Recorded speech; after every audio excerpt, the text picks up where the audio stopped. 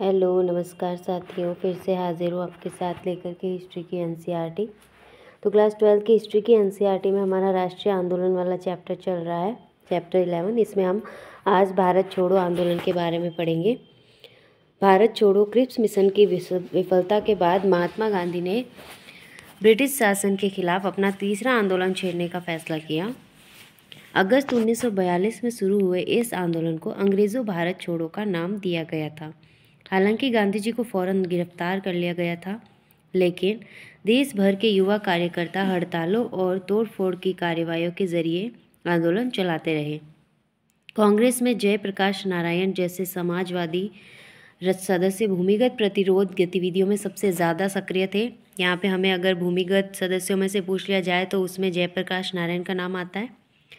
और पश्चिम में सतारा और पूर्व में मेदिनीपुर जैसे कई जिलों में स्वतंत्र सरकार या प्रति सरकार की स्थापना कर दी गई थी।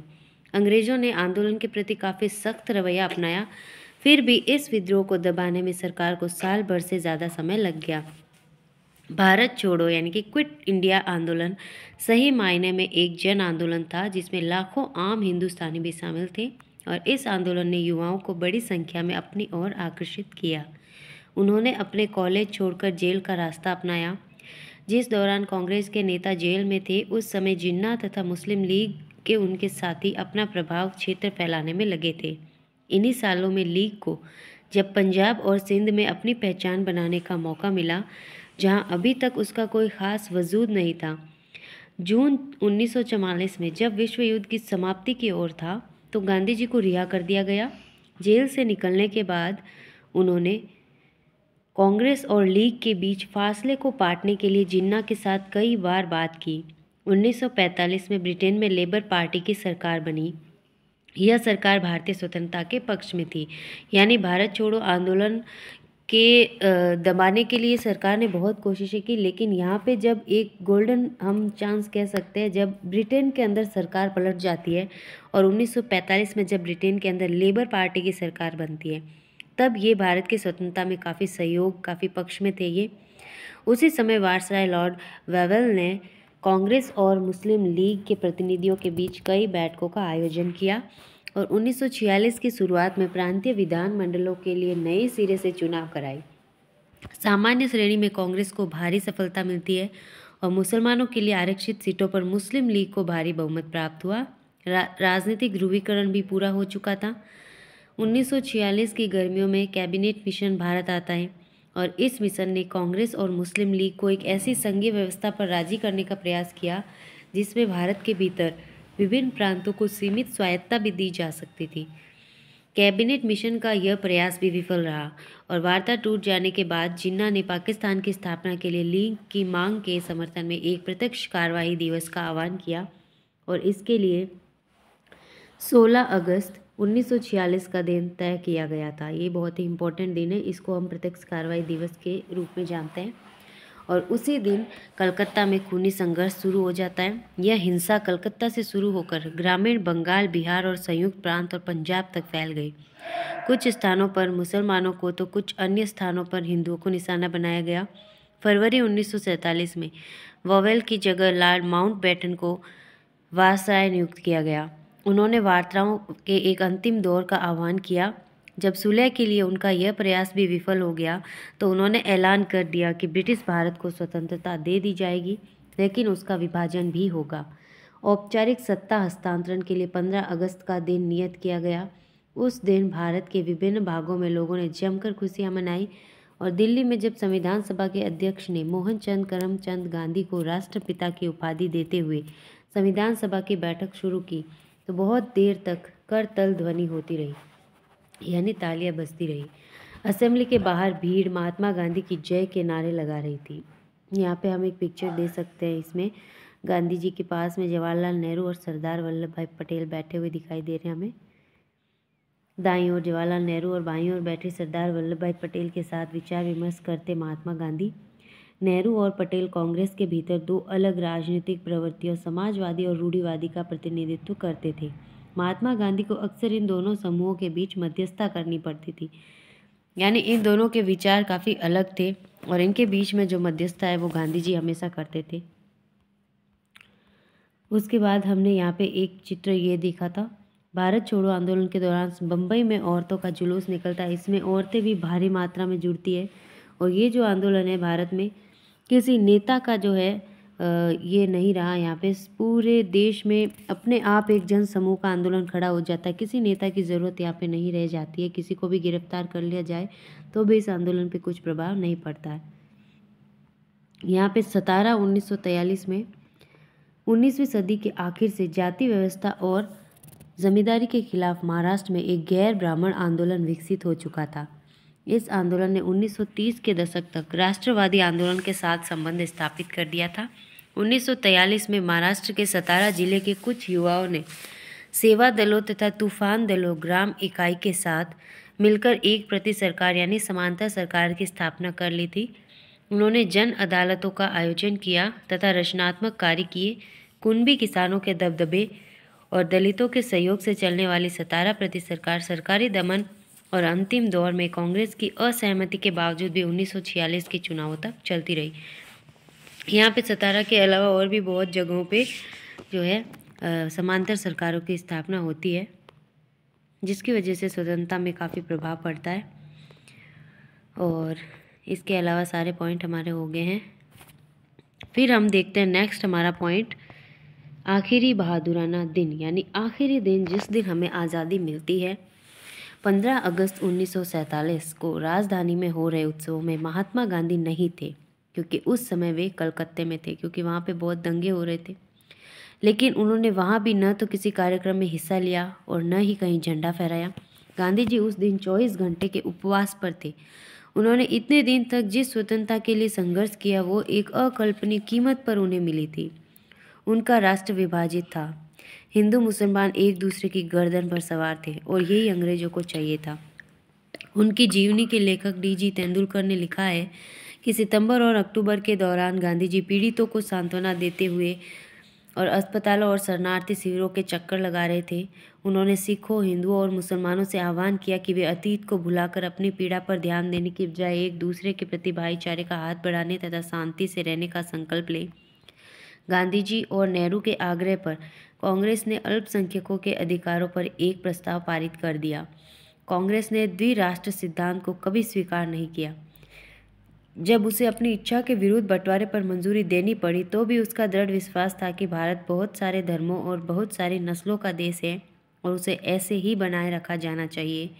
पाकिस्तान में हालात जो रहे, भारत एक लोकतांत्रिक धर्मनिरपेक्ष राष्ट्र होगा जहां सभी नागरिकों को पूर्ण अधिकार प्राप्त होंगे तथा धर्म के आधार पर भेदभाव के बिना सभी को राज्य की ओर से संरक्षण का अधिकार होगा।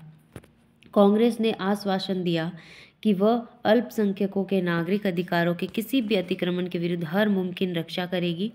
बहुत सारे विद्वानों ने स्वतंत्रता के बाद महीनों को गांधी जी के जीवन का श्रेष्ठतम क्षण कहा है। बंगाल में शांति स्थापना के लिए अभियान चलाने के बाद गांधी जी दिल्ली आ गए और यहाँ से वे दंगाग्रस्त पंजाब के जिलों में भी जाना चाहते थे, लेकिन राजधानी में ही शरणार्थियों की आपत्तियों के कारण उनकी सभाएं अस्त व्यस्त होने लगी। बहुत सारे शरणार्थियों को उनकी सभाओं में कुरान के आयतों को पढ़ने की प्रथा पर आपत्ति थी। कई लोग उस बात पर नारे लगाने लगते थे कि गांधी जी उन हिंदुओं और सिखों की पीड़ा के बारे में बात क्यों नहीं करते जो अभी भी पाकिस्तान में फंसे हुए हैं। डी.जी. तेंदुलकर के शब्दों में गांधी जी पाकिस्तान में भी अल्पसंख्यक समुदाय के कष्टों के बारे में समान रूप से चिंतित थे और उन्हें राहत प्रदान करने के लिए वे वहां भी जाना चाहते थे, लेकिन वहां वे किस मुंह से जा सकते थे जबकि दिल्ली में ही वे मुसलमानों को पूरी सुरक्षा का आश्वासन नहीं दे पा रहे थे। 20 जनवरी को गांधी जी पर हमला हुआ, लेकिन वे अविचलित अपना काम करते रहे। 26 तारीख को उन्होंने अपनी प्रार्थना सभा में इस बात का जिक्र किया कि बीते सालों में, यानी इस दिन 26 जनवरी को किस तरह स्वतंत्रता के दिवस के रूप में मनाया जाता था। यानी पिछले जो साल है वो हमेशा जो है स्वतंत्रता दिवस के रूप में मनाए जाते थे 26 जनवरी को। जब हमने देखा कि लाहौर के अधिवेशन के अंदर स्वतंत्रता की घोषणा होती है और फिर 26 जनवरी को दिवस मनाया जाता है 1930 को, और उसके बाद से हर साल ये मनता है, तो उस दिन को गांधी जी याद करते हैं 26 तारीख को। अब स्वतंत्रता तो मिल चुकी थी, लेकिन उसके शुरुआती महीने गहरे तौर पर मोह भंग वाले साबित हुए। यानी पहले बिना स्वतंत्रता के जो दिवस मनाया जा रहा था वो इस मिली हुई स्वतंत्रता से तो काफ़ी अच्छा था।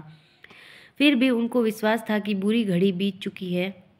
भारत के लोग अब सभी वर्गों और धर्मों की समानता के लिए काम करेंगे तथा अल्पसंख्यक समुदाय पर बहुल समुदाय का वर्चस्व और श्रेष्ठता स्थापित नहीं होगी।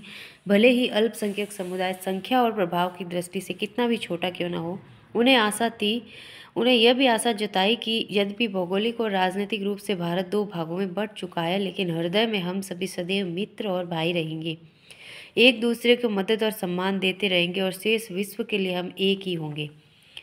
और ये जो गांधी जी के भाषण होते थे, जो लोग कट्टर थे, जो कट्टर हिंदूवादी थे या जो कट्टर मुस्लिम थे, वो लोग गांधी जी को इस तरह से बिल्कुल पसंद नहीं करते थे। गांधी जी ने स्वतंत्र और अखंड भारत के लिए जीवन भर युद्ध लड़ा। फिर भी जब देश विभाजित हो गया तो उनकी यही इच्छा थी कि दोनों देश एक दूसरे के साथ सम्मान और दोस्ती के संबंध बनाए रखें। और बहुत सारे भारतीयों को उनका यह सहृदय आचरण पसंद नहीं था। 30 जनवरी की शाम को गांधी जी की दैनिक प्रार्थना सभा में एक युवक ने उनको गोली मारकर मौत की नींद सुला दिया। उनके हत्यारे ने कुछ समय बाद आत्मसमर्पण भी कर दिया। उसका नाम नाथूराम गोडसे था। यहाँ पे हम गांधी जी के मृत्यु की डेट और उसके हत्यारे 30 जनवरी और नाथूराम गोडसे, ये इंपॉर्टेंट लाइन यहाँ पे याद रखेंगे। गांधी जी की मृत्यु से चारों ओर शोक की लहर दौड़ गई और भारत भर के राजनीतिक फलक पर उन्हें भावभीनी श्रद्धांजलि दी गई। जॉर्ज ऑरवेल तथा एल्बर्ट आइंस्टीन जैसे विख्यात गैर भारतीयों ने भी उनकी मृत्यु पर हृदय स्पर्शी शब्दों में शोक संदेश भेजे। और एक ज़माने में उनकी कद काठी और कथित रूप से बेतुके विचारों के लिए गांधी जी का उपहास करने वाली टाइम पत्रिका ने उनके बलिदान की तुलना अब्राहम लिंकन के बलिदान से की। पत्रिका ने कहा कि एक धर्मांध अमेरिकी ने लिंकन को मार दिया था क्योंकि उन्हें नस्ल या रंग से परे मानव मात्र की समानता में विश्वास था, और दूसरी तरफ एक धर्मांध हिंदू ने गांधी जी की जीवन लीला समाप्त कर दी क्योंकि गांधी जी ऐसे कठिन क्षणों में भी दोस्ती और भाईचारे में विश्वास कर रहे थे। तो विभिन्न धर्मों को मानने वालों के बीच दोस्ती की अनिवार्यता पर बल देते थे। टाइम ने लिखा कि दुनिया जानती थी कि उसने उनकी गांधी जी की मृत्यु पर वैसे ही मौन धारण कर लिया है जिस प्रकार उसने लिंकन की मृत्यु पर किया था, और यह समझना एक मायने में बहुत गहरा और बहुत साधारण काम है। तो यहाँ पे महात्मा गांधी की मृत्यु एक प्रचलित चित्र लोक छवियों में महात्मा गांधी को एक देवता का रूप दे दिया गया था और उन्हें राष्ट्रवादी आंदोलन में एकीकरण को समर्पित शक्ति के रूप में देखा जाता था। यहाँ पे आप जवाहरलाल नेहरू और सरदार पटेल यानी कांग्रेस के भीतर के दो अलग धाराओं के प्रतिनिधियों को गांधी जी की चिता के दोनों ओर खड़ा हुआ देख सकते हैं और मध्य में स्वर्ग से महात्मा गांधी उन्हें आशीर्वाद दे रहे हैं। ये देखिए यहाँ पे गांधी जी की चिता है, एक तरफ पटेल और एक तरफ नेहरू खड़े हैं और बीच में से गांधी जी स्वर्ग से उन दोनों को आशीर्वाद दे रहे हैं कि ये लोग हमेशा विपरीत धाराओं के रहे लेकिन फिर भी बीच में जो जुड़ाव की कड़ी है वो गांधी जी हैं और हमेशा ये जुड़े रहे हैं। यहाँ पे गांधी जी दंगाग्रस्त गांव में जाते हुए दिखाई दे रहे हैं 1947, और जब सीमांत प्रांतों के अंदर यानी जहाँ पे गांधी जी नहीं जा पाए वहाँ पे जो खान बहादुर गफ्फार खान वहाँ पे गांधी जी की तरह ही लोगों को सांत्वना देने का और पीड़ितों को राहत देने का कार्य कर रहे थे। इसी कारण से उन्हें सीमांत गांधी की संज्ञा दी गई थी। यहाँ से हमने ये देख लिया है। फिर अगला हमारा नेक्स्ट पॉइंट रहेगा गांधी जी को समझना। हमारे पास बहुत सारे स्रोत उपलब्ध हैं जिनके जरिए हम गांधी जी के राजनीतिक सफर तथा राष्ट्रीय आंदोलन के इतिहास को सूत्रबद्ध कर सकते हैं। पहला है सार्वजनिक स्वर और निजी लेखन, यानी गांधी जी खुद भी कुछ न कुछ लिखते थे।